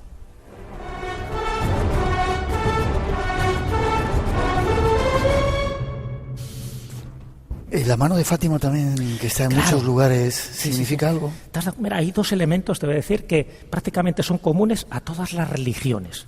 Cuando digo todas las religiones, estamos hablando del budismo, del taoísmo, del sintoísmo, del islamismo, de todas. Una es los ojos y otra es la mano. Los ojos y la mano. El ojo que todo lo ve, el ojo que está ahí siempre pendiente. Una vez te acuerdas que te hablé de una religión que es muy propia de Vietnam, que era el caodaísmo. Bueno, pues a Cao Dai se le representa también con un ojo, pero es muy similar al ojo masónico. Entonces el ojo es el ojo vigilante, el ojo que siempre está ahí, el ojo que te observa, pero que tú tienes que también observar. Y por otra está la mano. Acuérdate de esa mano, esa bendición que aparece en muchas estatuas de Cristo, de Dios, de la Virgen. Bueno, pues la mano, luego hay un tipo de mano muy específica, usada también como talismán, que es lo que se llama la hansa. La hansa significa 5, porque estamos hablando de los 5 dedos. Por una parte, es un símbolo de protección para el islamismo, porque es la mano de Fátima, pero también para el judaísmo, porque le llaman la mano de Miriam. Pero en el fondo también lo que te está representando es la mano de protección, que muchas veces tiene un ojo en el medio, en el centro de la palma de la mano. Dice que sirve para ahuyentar el mal de ojo, sirve también para ahuyentar los malos espíritus, porque la mano además es la concreción, por ejemplo, de los 5 pilares básicos del Islam, de las 5 normas que tiene que cumplir. Pero también dentro del judaísmo estaríamos hablando del Pentateuco, serían los 5 libros de la Torá. Entonces la mano te está diciendo protección, bendición, el ojo que te sirve para eliminar como una especie de frontera todo tipo de energía negativa que te pueda rodear, y encima te está dando una especie de enseñanza moral o teológica diciendo lo que significan esos 5 dedos, porque cada dedo estaría asociado a una doctrina, a un dharma, a una condición, a un efecto y a una función. O sea que fíjate la hansa, la información que nos da, y mucha gente lo toma solo como un simple amuleto, pero la onda de forma está haciendo su efecto. Ya. Si trasladamos esos símbolos que son sagrados en diferentes lugares y los ponemos en casa, ¿funcionan también? ¿O si los llevamos encima, como tú decías? Claro, pero ¿sabes por qué funciona? No solo porque tú los tengas en casa. Yo puedo tener una colección de amuletos de todas las culturas, de todos los países, de todas las religiones. La tienes en un museo que tenéis ahí en Toledo, ¿no? Exactamente, hay un museo de la España mágica. Pero falta el detonante, falta el interruptor, nosotros. O sea, querer es crear. Si tú crees en ese amuleto, si tú crees en el poder generador, benéfico de ese amuleto, sí te está ya dando una función específica, porque es como que le das al interruptor, porque si no, en principio es un objeto inerte, es como el golem. Entonces le tienes que dar vida, le tienes que poner la palabra vida, le tienes que insuflar el hálito vital. El hálito vital es tu creencia en ello. Entonces, si no, una cruz es una cruz, no tiene más, pero si tú crees en ella, para ti es la cruz de Cristo, por lo tanto ya tiene un significado.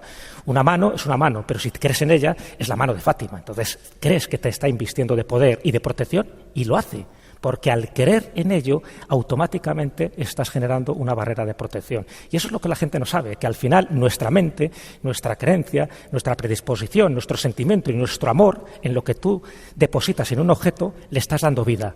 Y en ese momento, esa vida, en el sentido positivo, te está defendiendo y te está protegiendo.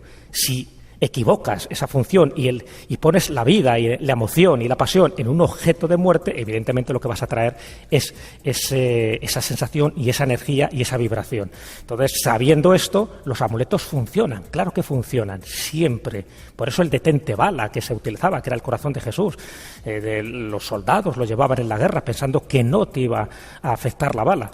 Evidentemente muchos morían, pero te insuflaba fuerza, valor, energía, e ibas a la batalla de otra manera. El papel era el papel, el escapulario era el escapulario, la cruz era la cruz, pero adquiría todo el poder de vida y de muerte en función de la emoción que depositaras en ese objeto.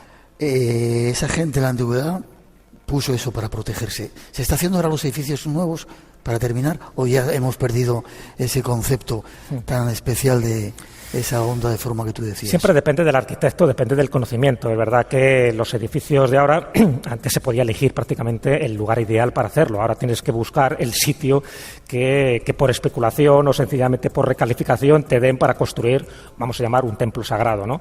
Entonces, ahí sí que ha cambiado. Antes tú podías hacer el templo donde quisieras. El caso de Felipe II. Dice, bueno, yo voy a hacer el Escorial. Felipe II podía hacerlo donde le diera la real gana. Lo hizo en el sitio preciso. Ahora, es verdad que esa condición geográfica está muy disminuida, con lo cual ya estás perdiendo una parte de la información, que es la información de la energía telúrica y de la información del propio lugar, el enclave.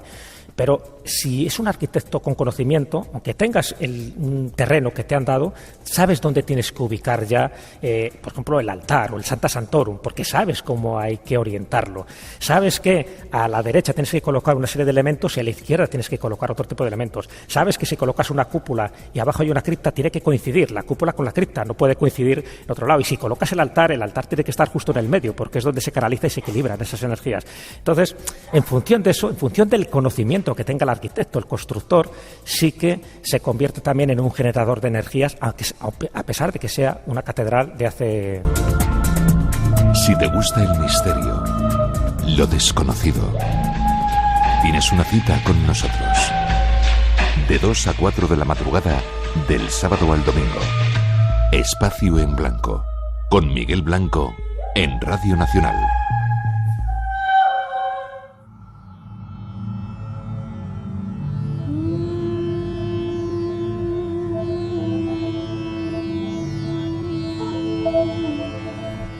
Seguimos, programa especial esta noche desde el Teatro Circo de Murcia con un montón de invitados especiales. Saludar al siguiente que se nos acerca, Antonio Pérez. Buenas noches, don Antonio. Buenas noches, don Miguel. Además de organizador de este congreso, eres investigador. ¿Cómo se llama el grupo? ¿Qué? ¿Cómo se llama? GOIS. GOIS. Grupo Operativo de Investigación Sobrenatural.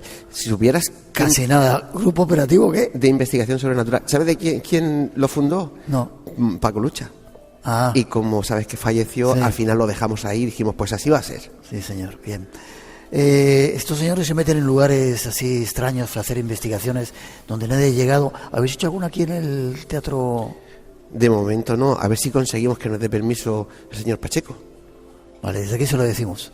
Y ya de paso, que no nos oye nadie, que nos dejen entrar también al Teatro Romea. Sí. Sí. Creo que está por ahí el señor Pacheco. ¿Está por ahí? Sí, por favor, un aplauso os pido para él, por favor.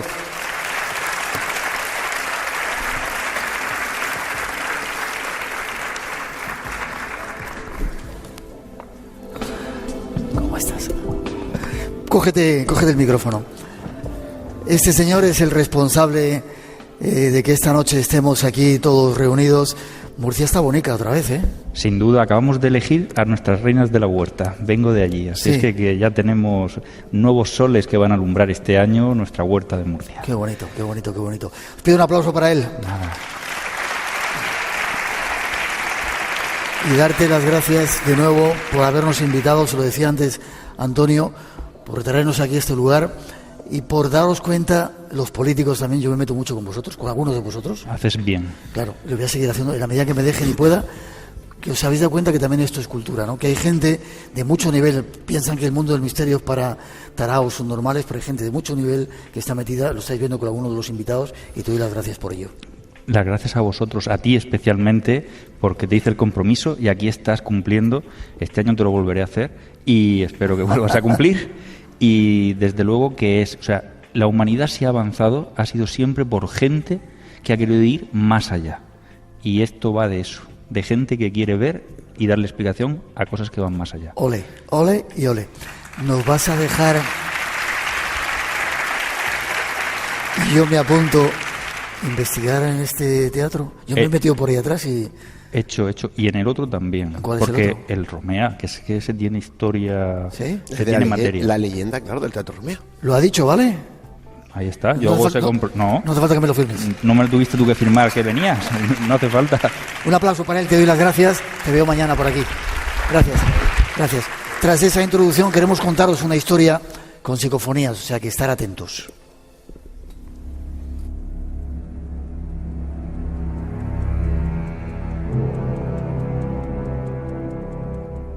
Queremos ahora contaros más misterios, concretamente en un refugio militar. Todo comenzó en el verano de 1992. En la localidad de Benasque, un rumor iba adquiriendo dimensiones preocupantes. Se refería a sucesos ocurridos el 11 de marzo de 1991. Ese día, un grupo de soldados de la compañía de esquiadores de Barbastro se vio sorprendido por una luz mientras realizaban unas maniobras. 7 soldados y 2 suboficiales perdieron la vida en el trágico accidente. El grupo estaba formado por un total de 133 individuos, divididos en grupos de 10 o 12 personas. La gran mayoría de los soldados formaban parte de la compañía de esquiadores del batallón de cazadores de alta montaña de Barbastro. Pocas horas después, en un lugar conocido como Pico Tuca Blanca de Paderna, en la Maladeta, se desataría la tragedia.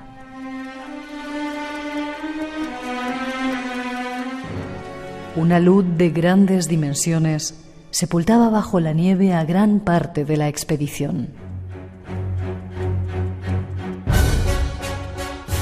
Por fortuna, la mayor parte de los soldados pudieron salir por sus propios medios o ayudados por sus compañeros. Desgraciadamente, 9 personas, 7 soldados y 2 suboficiales perecerían sepultados bajo la gran capa de nieve. A partir de entonces surgió el misterio. Según el testimonio de algunos soldados destinados en el refugio de la cercana localidad de Cerler, comenzaron una serie de extraños fenómenos. Ruidos extraños, luces que se apagaban y se encendían solas, sonido de pisadas e incluso apariciones de sombras fantasmales. Esta es parte de la historia, pero hay más que nos narran nuestros próximos invitados. Hemos dicho próximos, pero no sabíamos si vas a venir acompañado con alguien del grupo. Bueno, estamos siempre acompañados. Exactamente. Esta es parte de la historia. Cerler, Pirineo. Aragonés. Sitúala un poquito más. ¿Qué era? ¿Un cuartel? ¿Qué era este lugar? Bueno, ese es el refugio militar de Cerler, donde van los equipos de esquiadores a hacer maniobras. Alta montaña. Pero alta, está. De lo que es el pico más alto de Cerler está a 1 kilómetro aproximadamente. Ahí es donde está, pues, este increíble inmueble, ¿no? Porque la verdad es que te llama la atención nada más verlo. Pero lo que más te llama la atención es cuando estás dentro del Miguel. Tú sabes que yo he ido a muchísimos sitios. Y a mí ese refugio militar de Cerler se me ha quedado, lo tengo ya marcado para siempre dentro de mi sitio de grupos especiales. Quiero decir, de no dormir, que decía Lorenzo, ahí sí irías a dormir. Sí, de hecho nosotros estuvimos 72 horas allí, dormimos allí, comimos allí. No salimos de allí en 72 horas, estuvimos grabando en todo momento, de noche y de día, y bueno, la verdad es que nos trajimos muchísimo material, pero una experiencia inolvidable. Vale, dime una cosa, ¿está habitable ahora? ¿Está en funcionamiento? Totalmente, sí. ¿Está en funcionamiento? Sí, lo que pasa es que nosotros fuimos en pleno verano, con lo cual es cuando no hay campaña de esquiadores, entonces está el cuartel, viven 3 personas, viven 2 soldados y un cabo, y son los que hacen el mantenimiento hasta que llega la temporada de invierno, que es cuando vuelven a ir todos los grupos de esquiadores para hacer esas maniobras. Es un lugar militar entonces. Totalmente. ¿Y os dieron permiso para entrar allí? Pues sí, tuvimos la suerte de a tantos sitios que mandamos cartas para que nos dejen entrar, y tuvimos la suerte. Ya tenemos el permiso de Pacheco, sí. Sí, de estar en esos 2 teatros, ya verás tú cómo, lo que vamos a montar ahí. Dime. Pues nada, nos sorprendió que de repente nos vienen aprobados, ¿no? Es de decir que solo a 2 equipos a nivel nacional, hasta donde sabemos, le han dado permiso. A nosotros, que fue en febrero del 2018, y creo que poco después a Cuarto Milenio. Solo hemos estado ahí nosotros, y la verdad es que se nota que aquel sitio no está muy, muy, muy baqueteado de investigadores, porque como si se revelara la energía y dijera, cuidado que estamos aquí.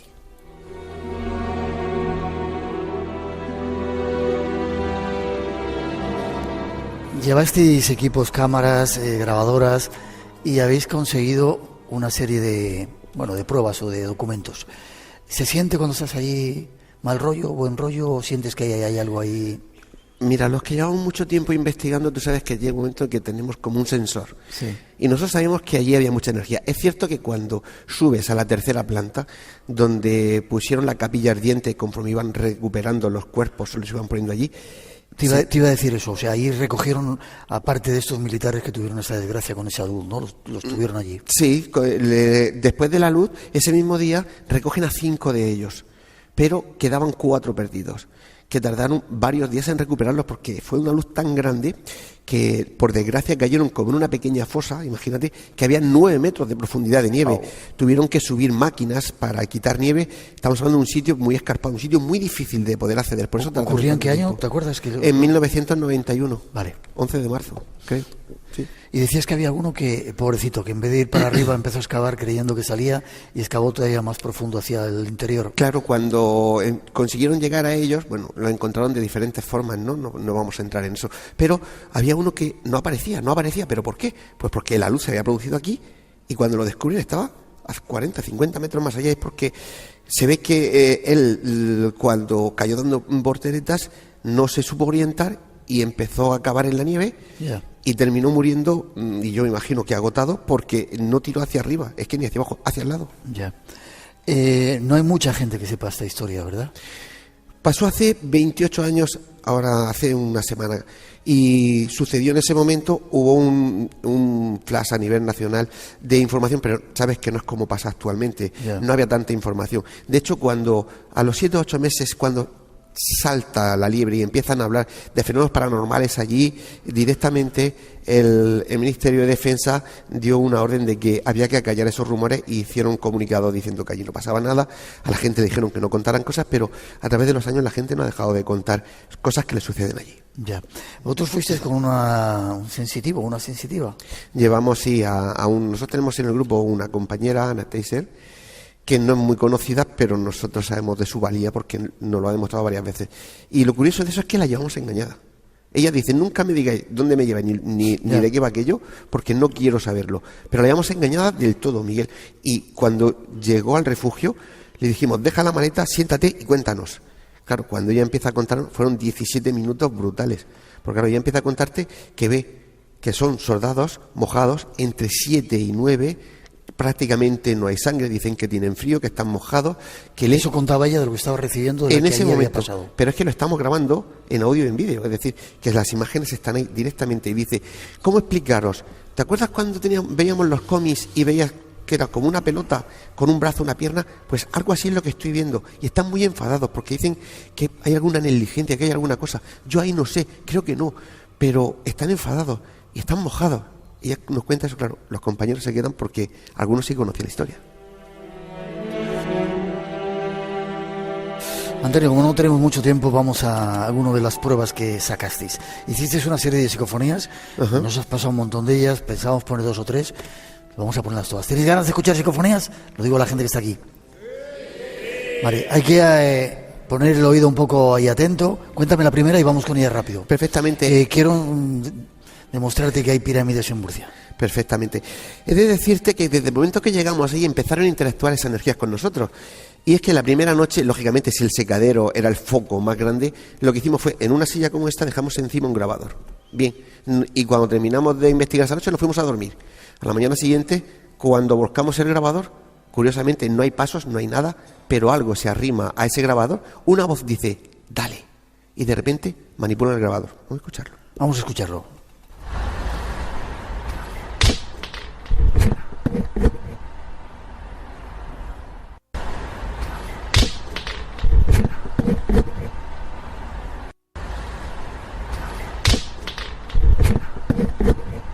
¿Lo habéis escuchado? Le digo a los que estáis aquí. Dale, es una vocecita así. Vamos a repetir una vez más si os parece, por favor, le digo a los compañeros. Pero, y luego, dale. Y hay otra voz después.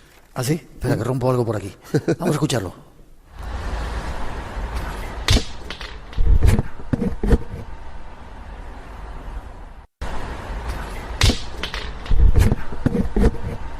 No había nadie, no había posibilidad de que hicieran ese ruido. Vaya pedazo golpe que pegó, ¿no? Ajá. Y la cuestión es que el grabador se mantenía en su sitio. Es increíble, pero fue así. Pero no paran ahí las historias. Imagínate cuando de repente el sábado por la noche se lía la de Dios es Cristo porque se rompen todos los ordenadores, las cámaras de fotos no funcionan, empiezan los sensores, tanto los nuestros como los del edificio, a saltar. Y de repente a un compañero nuestro, a Javier, está en la segunda planta, que está a unos 7-8 metros de altura, le golpean desde fuera y él se asusta y dice, están golpeando desde fuera. A esa altura es imposible que nadie pudiera subir a golpear. Vamos a escucharlo.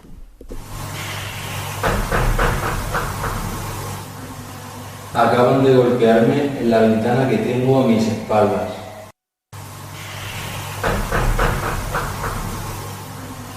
Acaban de golpearme en la ventana que tengo a mis espaldas. ¿No podía ser el viento? Se oye bien clarito que te pegan ahí. Esa es la historia. No puede ser el viento, ni podía ser nadie, entre otras cosas, porque Javier estaba allí, la cámara está enfrente y se ve perfectamente. Es decir, quien fuera golpeaba desde fuera. Vale, más cosas. Bueno, otra de las cosas que suceden es cuando de repente se calma todo y todos estamos expectantes. Como ahora, mira, como tranquilo está todo. Yo miro por ahí arriba a ver si de repente tenemos algún espectador en este teatro súper bonito. Precioso. Sí. Pues escuchamos lo que vamos a oír ahora, es cómo una puerta se cierra. Ojo, deberíamos haber escuchado pasos. Hay que quitar, las puertas son metálicas, las mantienen abiertas con extintores. Habría que haber quitado un extintor, habría que haber llegado andando. Lo hubiésemos grabado, sin embargo, es totalmente limpio. Escúchala. Escuchamos.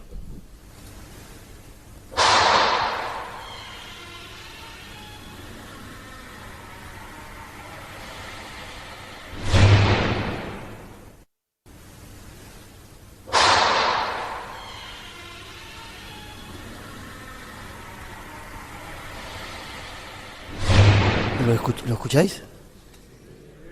Lo curioso es que no hay pasos, no hay ningún tipo de ruido, ni antes ni después. Es decir, cómo se mueve un extintor, cómo se llega y se cierra esa puerta.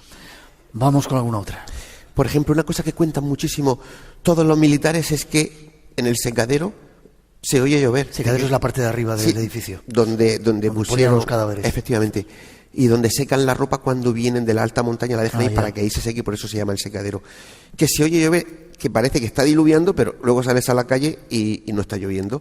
Y nos lo contaron varios. Curiosamente, nosotros también obtenemos ese resultado. Sin que lloviera. Sin que lloviera. En las 72 horas que estuve ahí no llovió. Pero se escucha. Vamos a escucharlo.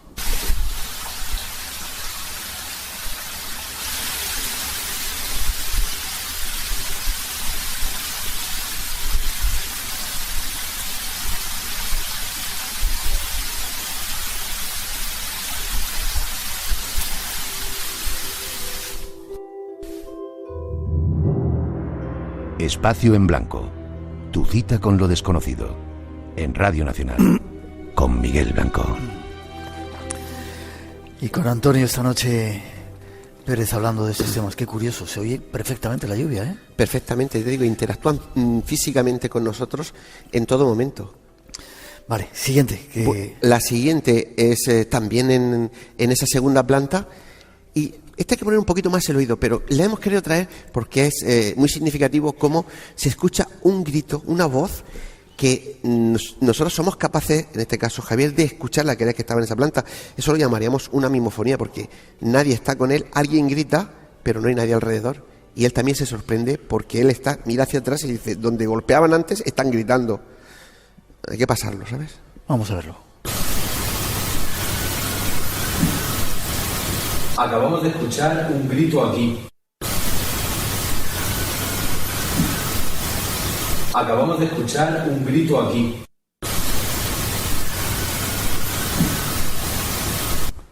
Hay que ponerle muchas ganas para interpretarlo, pero bueno, sí, es algo raro.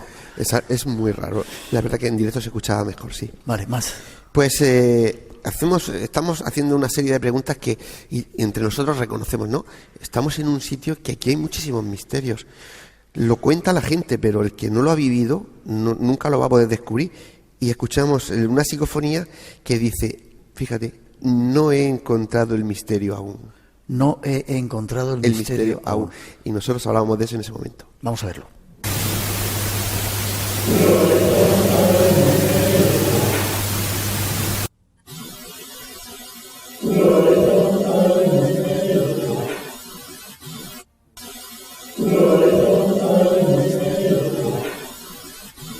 Esta voz pone los pelos de punta y qué diferencia de matices, qué diferencia de voces, ¿verdad? De tonos. Sí. Algún día lo explicaremos más. Bueno, también, lógicamente, nosotros estamos allí, estamos viviendo toda la vorágine que tenemos y decimos, tendrán razón, ¿por qué están tan enfadados? ¿Realmente fue culpa de los altos mandos que esto sucediera? Cuando después hemos indagado y parece ser que no. Pero ellos dicen que están muy enfadados. Y se escucha una psicofonía que dice, Raúl, que lo paguen. Pero escúchase que lo paguen, Miguel, verás. Vamos a escucharlo.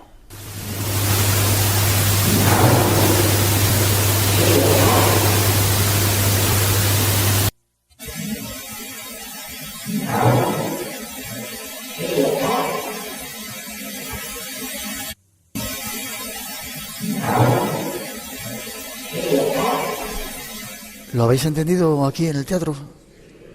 El paguen estaba cabreado cuando tremendo que lo paguen. Vale, rápido, que nos quedan 2 minutitos y terminamos. Nos vamos al secadero y hacemos una reunión del grupo allí poniendo los equipos. Y Ana parecía que estaba como atrayendo a todos, ¿no? Es curioso porque una inclusión que tenemos dice, ¿por qué nos reunís? Vamos a escucharlo.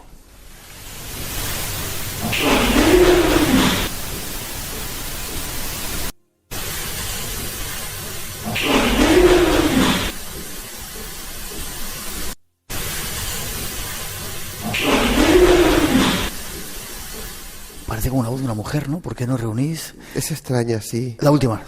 Aunque sé que queda otra, pero vamos con la última. Bueno, nosotros también en el secadero preguntamos, ¿por qué estáis aquí? ¿Qué hacéis aquí? ¿Por qué no os marcháis?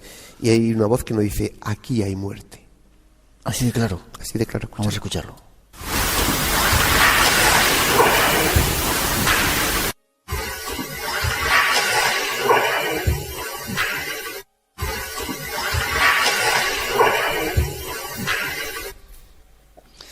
Antonio, una explicación de estas historias. ¿Qué pasa? ¿Eran esos supuestos espíritus de los fallecidos, esos militares pobrecillos que terminaron ahí su vida? ¿O qué estaba pasando en esta historia? La verdad es que contestar a eso sería descubrir la panacea de esto. Yo no puedo decir que sean ellos. Sí te puedo decir que lo que allí sucede no es normal. Que allí hay energías capaces de mover puertas, de mover ventanas, de golpear, de mover sillas, de encender y apagar luces, de encender un pasillo entero que lo tenemos plagado de sensores de diferente naturaleza, de láser, de luz, de movimiento, de temperatura, y ves cómo hacen todos pla, pla, pla, pla, pla. Pero es que salta el sensor del pasillo y de la escalera, como si algo pasara de largo. Como nos decían los soldados, hay veces que estás aquí, oyes las botas cames, pla, pla, pla, alrededor, te rodean, tú sabes que estás rodeado porque lo estás sintiendo, pero no ves nada.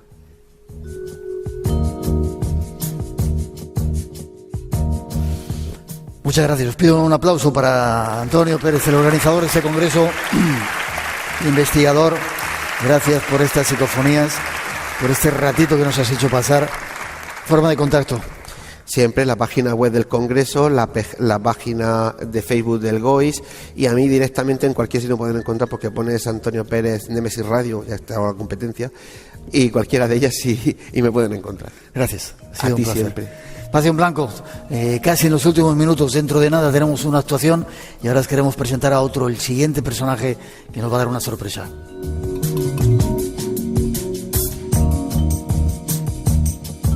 Un saludo para todos los seguidores de Espacio en Blanco. Estamos navegando por el Nilo, estamos entre Edfu y Comombo. Saludos a todos y les esperamos aquí siempre. Hay otras realidades que no se ven. Pero, ¿a qué esperas para descubrirlas? Sigue todo el mundo del misterio en @eblancoradio, el Twitter de Espacio en Blanco.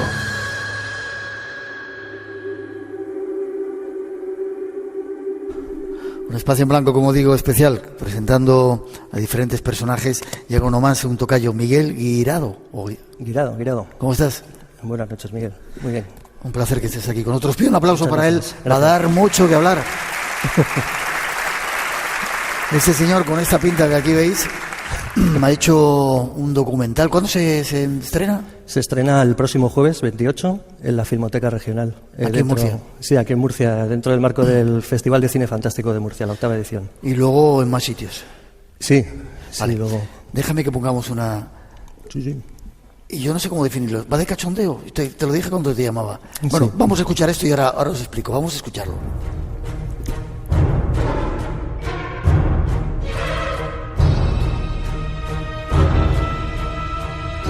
Queremos aprovechar nuestra presencia en Murcia para presentaros un proyecto que han denominado Pirámides de Murcia. En este modesto documental les invitamos a comprobar con pruebas científicas cómo hemos descubierto la existencia de una cultura de un tiempo anterior al sur de Europa. Fruto de nuestra investigación, examinando cada cota del mapa de España hasta topar con el que consideramos que es nuestro gran descubrimiento. Un tiempo anterior, un tiempo de pirámides. De este modo, recurrimos al lugar donde han proliferado más estudios al respecto, la ciudad de París.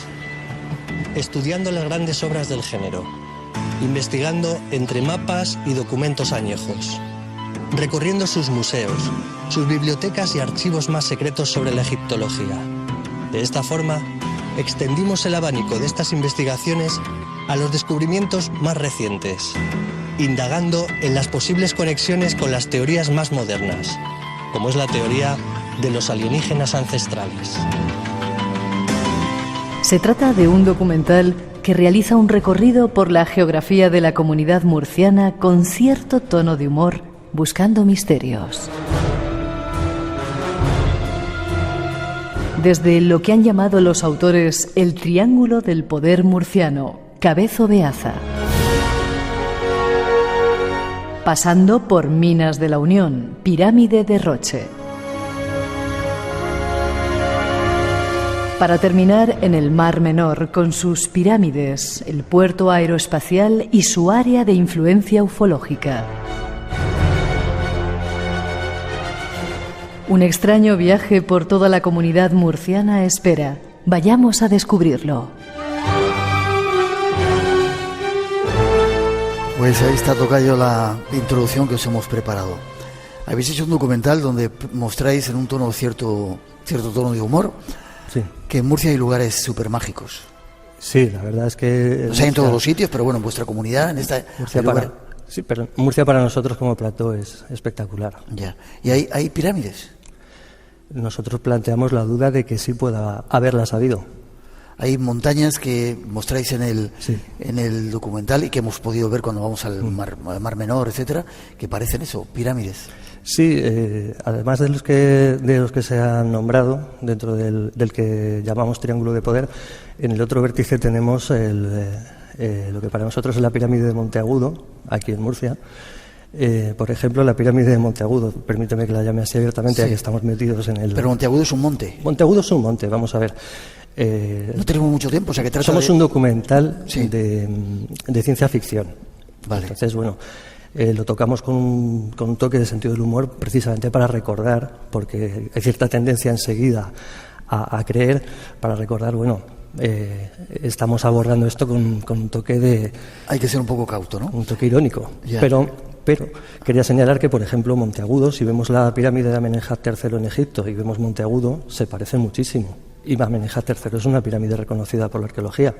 Yeah. Entonces, bueno, siempre queda lugar a la duda. Realmente nosotros lo que hemos pretendido ha sido, por un lado, defender la tradición española, como se ha tratado aquí los temas del misterio, que siempre ha sido con mucho rigor, con seriedad, que ha sido siempre un tema que se ha tratado por gente formada, todo hay que decirlo. Y ahora nos encontramos con el abordaje de la TDT desde hace 10 años y los canales estos de Canal Historia, el Discovery, etcétera, que si bien dejan algo de hueco a la producción española, pero nos ha entrado un aluvión de programas, esto de los alienígenas ancestrales y demás, donde francamente hay un desbarre. Se cogen las teorías de von Däniken, se empieza a juntar unas cosas con otras. Y todos son alienígenas y todos son pruebas, ¿no? Sí, lo que pasa es que tienen un formato que yo francamente, yo es que tengo amigos, tengo amigas que me dicen, han visto lo que para mí es un falso documental de sirenas, pero es que yo veo gente que se lo cree.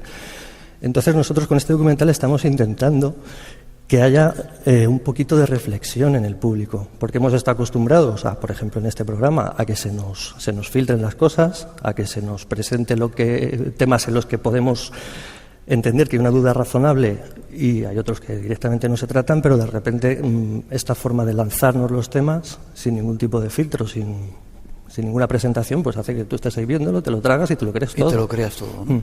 Entonces, realmente si hay un punto de crítica, y ahí está el toque del humor, es hacia eso. ¿Eres tú el que sale en el documental? Sí, me ha tocado. Vaya pinta. 3 minutitos más o menos nos quedan. Dime 3 pirámides que se puedan ver, que podamos ver toda la gente que estamos aquí ahora en Murcia. Mañana mismo cuando nos demos una vuelta. Acabo de nombrar Monteagudo. Monteagudo. Sitúame un poco más. ¿Está aquí en Murcia? Sí, está aquí en Murcia. ¿En la ciudad? Pegado. Vale. ¿Yendo hacia dónde? Pues saliendo para Cartagena. Saliendo hacia Alicante. Hacia Alicante. Vale. Monteagudo, ¿vale? Más. Luego, a la entrada de Murcia, Cabezo Beaza. De hecho, es el origen de este documental es una mañana cuando estaba yo viviendo en Cartagena, que iba a trabajar, 7 de la mañana del lunes, entre bruma, bandadas de pájaros, y me quedo mirando el Cabezo Beaza. Claro, la noche anterior me la había pasado viendo documentales de pirámides, Mirror Magic, por ejemplo, y miro el Cabezo Beaza y claro, digo, esto parece una pirámide.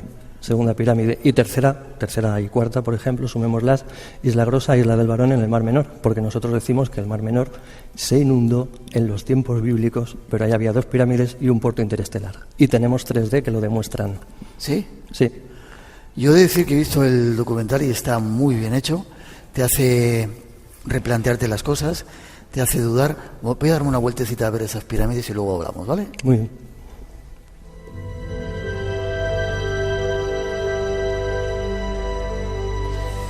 Mientras nos ponen la musiquita casi para despedirte, queremos hacer una actuación musical antes de irnos en este programa especial. Yo te doy las gracias porque igual no sé si te das cuenta, te han metido ahí un toquecito algunos seres especiales para que descubras que aquí en Murcia hay pirámides y que a lo mejor con ese tratamiento que estás haciendo de documental hay que ser un poco más crítico con las cosas que nos cuentan en la televisión o en ciertos programas tendenciosos. Bueno, según la filosofía de Platón, lo que es bello es bueno tiende a ser verdadero. Entonces creo que ahí es donde estamos sembrando la duda. Vale, ¿alguna otra prueba que quieras dar antes de que nos vayamos?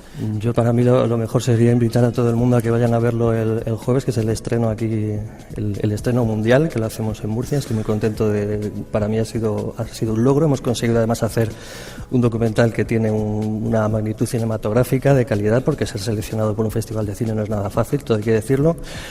He trabajado con un equipo al que tengo que agradecer la implicación. Muy profesional, ¿no? Sí, por eso digo, por ejemplo, Bayrat es una productora audiovisual profesional que se han implicado en el proyecto. Liana Guadaño, que es la codirectora,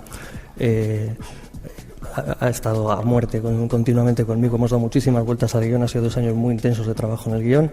Y luego Rafael Taberner, que desde Alicante se ha encargado de toda la parte de diseño de 3D. Bayrat el 2D, en Alicante se ha diseñado el 3D y ha sido además muy complicado el hacer este trabajo en un equipo multidisciplinar entre 3 provincias, porque esto se ha hecho entre Murcia, Alicante y Madrid.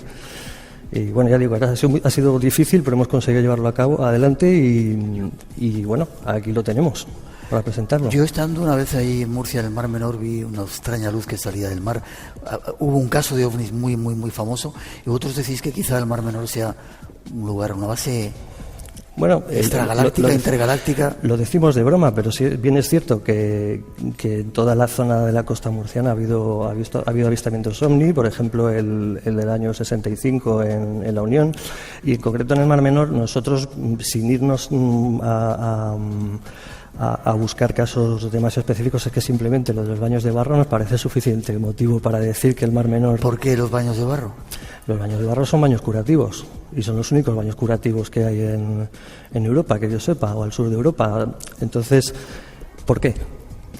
Pirámides en Murcia.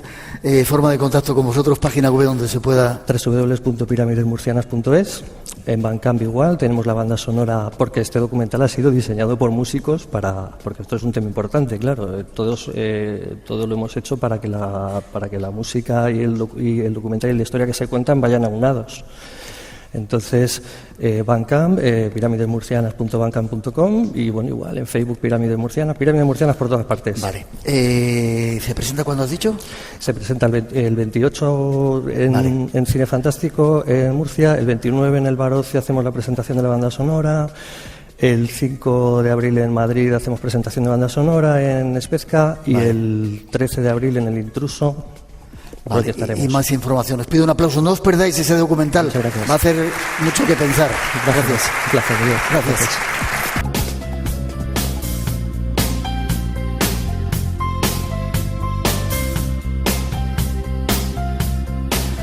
Y tenemos casi que terminar. Ha sido un placer estar aquí con vosotros. Os pido un gran y fuerte aplauso para todos los que habéis estado aquí en este teatro. Gracias. Gracias, Murcia. Gracias a nuestros compañeros que han hecho posible este programa. Volvemos en 7 días. El Espacio en Blanco continúa. A toda la gente del Ayuntamiento que ha posibilitado que estemos aquí. Ha sido un placer. Feliz semana a todos. Feliz primavera que comienza, y os dejamos con un poquito de música de este señor Keirat Azman, que esta noche va a despedir el programa de una manera diferente. Keirat, gracias. Eres un tipo muy raro que no sé dónde ha salido, pero me pareces genial. Gracias, con él los dejo. Un aplauso. Gracias.